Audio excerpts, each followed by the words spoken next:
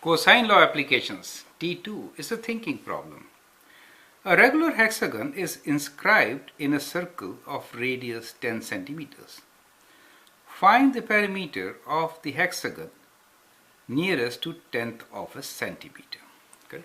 So that is a very interesting question, and let's see how we can do it.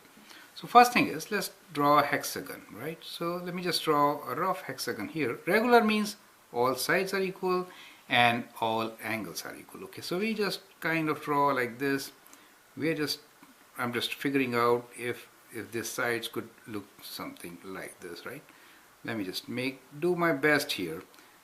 I know it's very difficult to make a good one, but anyway, so we have some approximate hexagon here, right? Yeah, so that is my kind of hexagon. And now that is, if we say it is inscribed in a circle, then what we are trying to say is, let's say that's the center of my hexagon, right? Then what we are trying to say is that the distance from here to every vertex is constant, right? So this distance, if we join like this, let's say like this to this end, right? Then we are saying that this distance is 10 centimeters, right? Then you can make a circle like this, correct?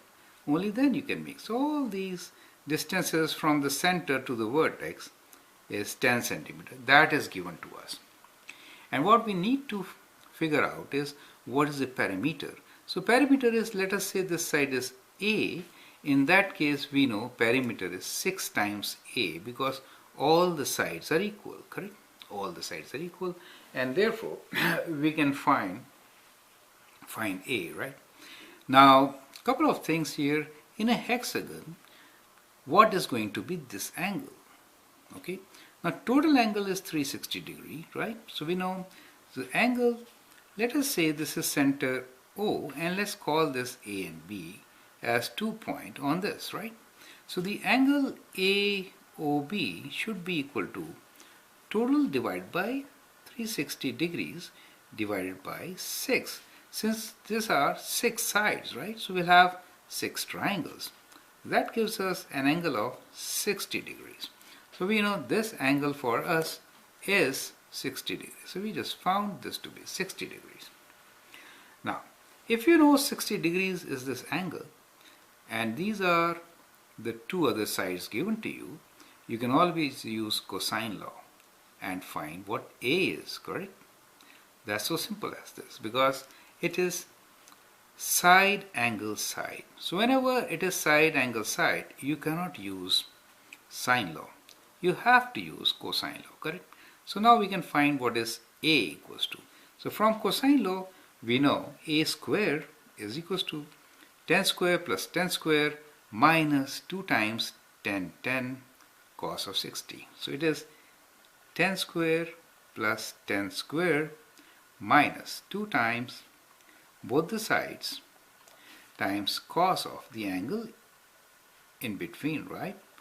Cos of 60 degrees, correct? So that is your side square, and you can always find the square root and figure it out, right? Now, cos of 60, you know, is half, correct? And therefore, we get this as 100 plus 100 minus 200 times half is 100, and that gives you 100. So these values are carefully taken so that there is not much calculation required. So A is square root of 100, which is 10, correct? And therefore, the perimeter is 10 times 6, correct? And we get perimeter, so we get perimeter is 6 times 10. There are 6 sides with A length, so that is 60 centimeter, correct? Nearest to the 10th of a centimeter, remember, we should write 60.0 centimeter as nearest to the 10th of a centimeter. Well, this we did using cosine law, but we could have done the same question using sine law also. You know how? For sine law, we need these angles, correct? Now, if in this triangle, these two sides are equal, that means these angles will be equal. Now, sum of the angles is 180 degrees, therefore this angle should be how much? 180 minus 60 divided by 2. That means 180 minus 60 is 120, divided by 2 is also 60. So you get these angles also at 60 degrees. Do you see that? So when these are 60 degrees, we know we can use sine law also, right? Or we can say, well, it's an equilateral triangle and side A is also 10, correct? And therefore, the perimeter is 60 centimeters. That is how we could do it, right? So we could do it in so many different ways in the same question, right? So that is how this problem can be done. So you can actually do even without sine law and cosine law this problem, which looks very difficult. But once you sketch it and try to attempt it, it becomes very simple. I hope you enjoyed it. Thank you.